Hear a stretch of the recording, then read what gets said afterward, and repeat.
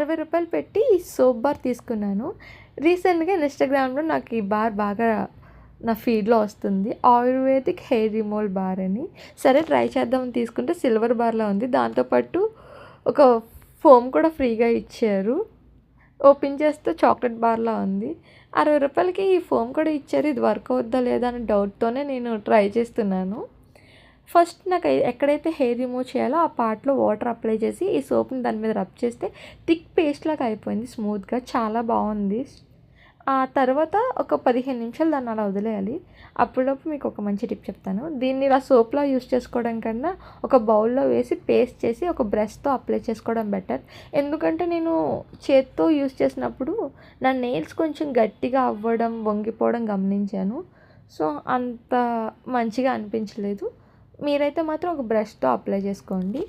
ఆరిపోయిన తర్వాత ఇలా డ్రై అయిపోయింది. డ్రై అయిపోయిన దాన్ని ఆ ఫోమ్‌తో వాటర్‌లో ముంచిన ఫోమ్‌ని తో క్లీన్ చేశాను. చాలా మంచిగా క్లియర్ అయిపోయింది. హెయిర్ మొత్తం పోయింది.